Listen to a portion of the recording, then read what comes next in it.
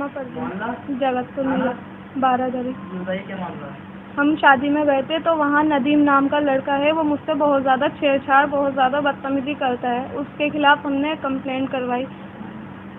तो वो अदनान मियाँ का नाम लेकर बार बार हमें डराता है कि अदनान मियाँ का सर पे मेरा हाथ है, वो मेरा कोई कुछ नहीं बिगाड़ सकता। तभी उसकी कंप्लेंट जब हो गई तो उसके लिए वो हमारे ये अदनान मियाँ आला हजरत के ख़ानदान से लगते हैं। तो वो अदनान मियाँ का नाम लेकर हमें डराता है कि अदनान मियाँ का मेरे सर पर हाथ है और मेरा कोई कुछ बिगाड़ नहीं सकता। अब 8 तारीख को 8वां रोज़ा था, 8 तारीख थी, 8 अप्रैल को वो मेरे घर पर आया और उसका दोस्त भी, उसके 2 भाई थे और एक दोस्त था, और उसने मुझसे ये कहा कि मुकदमा वापस ले ले और अगर नहीं लिया तो हम हमें क्या तुझे छोड़ेंगे नहीं। उसने मेरे साथ बहुत गंदा काम किया, गलत हरकतें करी। उसका भाई था एक, उसके साथ में वसीम, एक हसीन था और वो नदीम था और उसका एक और दोस्त था साथ में। तो हमारी 12 दरी से कोई सुनवाई नहीं हुई, तो हम DIG के और ID साहब के पास गए, वहाँ से हमारी सुनवाई हुई। नहीं, 12 दरी वालों ने हमसे कुछ नहीं बोला। उन्होंने हमसे ये बोला कि हम हमें के नाम है मंदिर का घंटा है कि जो आया हमें बजा के चला जाए। उसने हमसे ये बात बोली थी 12 दरी वालों ने। उसके बाद फिर हम यासीन बाजी के पास आए तो वो हमें IG और DIG साहब के पास लेकर गई, फिर हमारा मुकदमा लिखवाया उन्होंने। मेरा नाम यास्मीन जहाँ है, मैं नारी शक्ति नारी सम्मान सेवा समिति की अध्यक्ष हूँ। ये शमा परवीन मेरे पास आई थी कुछ दिन पहले, जब इसके साथ गैंगरेप हुआ था। उससे पहले इसके एक FIR लिखवा चुकी है। ये नदीम है, वसीम है, कोई हसीन है, इनके मोहल्ले के ही हैं।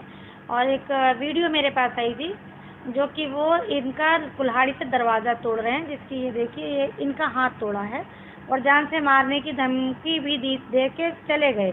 बड़ी मुश्किल से इन्होंने अपनी जान बचाई थी। तो इनका अभी तक कोई, जबकि 307 इनका लिखना चाहिए था, लेकिन इनका मुकदमा नहीं लिखा, हल्की फुल्की धाराओं में लिख दिया था, जो मैं IG के पास गई और उनसे किया। और ये जो हैं अदनान मियाँ रज़ा एक्शन कमेटी के मेंबर है। और जब मैंने इससे बात की कि दोनों पक्षों को सुना जाए, क्योंकि हम NG चला दोनों पक्षों को सुना जाता, तो इन्होंने मुझे कहा कि मेरा बस चलता तो मैं उनके जान से मार देता। यानी खुलेआम धमकी और खुलेआम दरवाज़ा तोड़ना, कुल्हाड़ी लेके, सारी वीडियो वायरल होने के। वसीम है और ये पुराने शहर के ही हैं, जोगी नवादा के। और उसके बाद में जब इसके साथ गैंगरेप हुआ तो ये थाने गई, इसकी थाने में सुनवाई नहीं हुई, क्योंकि वो पावरफुल आदमियों के दबाव में थे। जो भी था, अगर पुलिस को खास साथ नहीं देती है, मैं खुल के कह रही हूँ। अगर काश पुलिस की अच्छी होती तो बेटियों को भटकना नहीं पड़ता। और लेकिन अब क्योंकि योगी सरकार है, महिलाओं का बहुत ज़्यादा सुरक्षा है, तो मैं IG के पास लेके गई। IG ने आश्वासन दिया कि हम करा देंगे। हम 11 तारीख को उनके पास गए थे। इवन फिर उसके बाद में बाहर चली गई। जब मैं कल IG के पास किसी काम से गई तो उन्होंने मुझे बोला कि यास्मीन FIR हो गई है। हमने कहा सर नहीं हुई है, प्रीता से मेरी बात हुई है।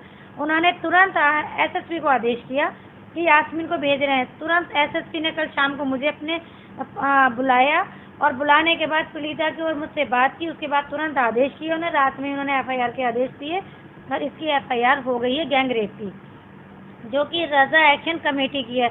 और दूसरा मैं एक चीज़ सबसे ही कहना चाहती हूँ कि मैं भी एक NGO चलाती हूँ। अगर मेरे ही ग्रुप का गुंडागर्दी करेगा तो गुंडागर्दी अब हम बर्दाश्त नहीं करेंगे। महिलाओं पे किसी कीमत पर भी नहीं करी जाएगी। और रहा ये सवाल कि वो थाने पुलिस से साठगांठ करके अगर ये कर लेंगे, तो मैं इसकी, अगर वो गिरफ्तार नहीं हुए तो इसके मैं आगे तक जाऊँगी, धरना प्रदर्शन करूँगी, योगी आदित्यनाथ जी, मुख्यमंत्री जी के पास जाऊँगी अपनी संस्था के थ्रू, और SCBI जाँच की मांग करूँगी, उन्हें जेल कराऊँगी और उन्हें कैद कराऊँगी।